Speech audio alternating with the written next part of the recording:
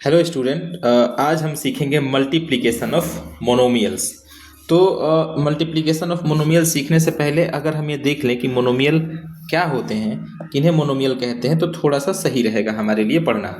तो ऐसा algebraic expression जिसमें केवल वन टर्म हो, वन टर्म्स वाले जितने भी हमारे पास एल्जेब्रिक एक्सप्रेशन होते हैं, वन टर्म्स का मतलब सिंगल टर्म्स, तो सिंगल टर्म्स वाले जितने भी एल्जेब्रिक एक्सप्रेशन होते हैं उन्हें मोनोमियल कहा जाता है। और मोनोमियल का मल्टीप्लिकेशन हम आज देखेंगे। तो यहाँ हम एक क्वेश्चन से समझेंगे इसको।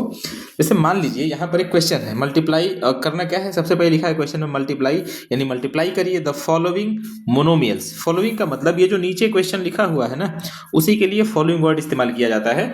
तो मल्टीप्लाई करिए फॉलोइंग, जो नीचे गिवन हमारे क्वेश्चंस हैं उनको, यानी नीचे गिवन मोनोमियल्स हैं उनको क्या करिए, मल्टीप्लाई करिए। तो कैसे मल्टीप्लाई करते हैं, देखिए इसमें मल्टीप्लाई करने के क्या तरीके होते हैं। तो देखो, जैसे मान लीजिए अगर हम यहाँ पे इस क्वेश्चन को फिर से थोड़ा रीराइट करें, -5x²।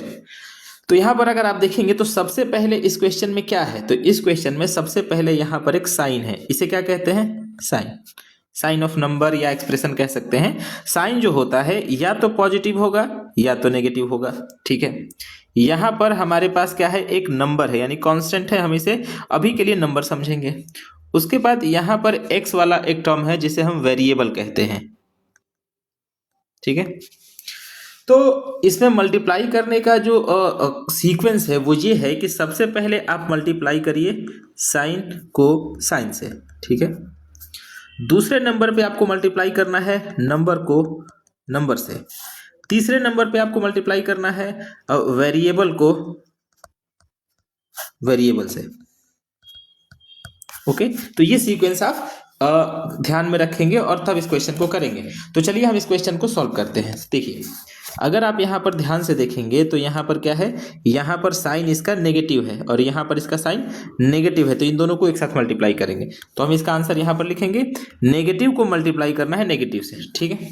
आगे बढ़ेंगे तो सेकेंड नंबर पे हमें नंबर को नंबर से करना होता है। तो यहाँ नंबर है 5 और यहाँ नंबर है 3, तो 5 को मल्टीप्लाई करेंगे 3 से। तो यहीं पे लिख दीजिए मल्टीप्लाई का साइन लगा के 5 × 3। अब बचा हमारे पास वेरिएबल x यहाँ का और यहाँ का, तो वेरिएबल को वेरिएबल से मल्टीप्लाई करिए। तो यहाँ पर हम करेंगे कैसे, इंटू लिखते जाइए, x² × x। अब माइनस को जब माइनस से मल्टीप्लाई करा जाता है तो हमारा आता है प्लस, तो ये प्लस हो गया। 5 को 3 से मल्टीप्लाई करेंगे तो 15 आएगा।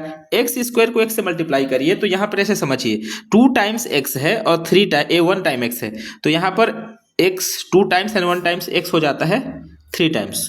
तो इजीली आप इस तरीके से इस क्वेश्चन को सॉल्व कर सकते हैं, ठीक है। नेक्स्ट क्वेश्चन हम लोग देखते हैं इसी फॉर्मेट को ध्यान रखते हुए। जैसे यहाँ पर अगर आप देखेंगे तो यहाँ पर कोई साइन, अब मैंने कहा सबसे पहले फर्स्ट स्टेप क्या है, फर्स्ट स्टेप यहाँ पे है कि साइन को मल्टीप्लाई करिए साइन से, ठीक है। तो यहाँ पर तो कोई साइन है ही नहीं, तो यह जब यहाँ पर कोई साइन नहीं होता है तो यहाँ पॉजिटिव होता है, यानी प्लस होता है, तो यहाँ भी प्लस है। तो चलिए सबसे पहले हम क्या करेंगे, इस प्लस को इस प्लस से मल्टीप्लाई करेंगे, तो प्लस इंटू प्लस कर लीजिए, लिखते चलिए, कोई दिक्कत नहीं है। अब सेकंड नंबर पे जब साइन का साइन से हो जाता है तो दूसरे नंबर पे हम मल्टीप्लाई करते हैं नंबर को नंबर से मल्टीप्लाई करते हैं।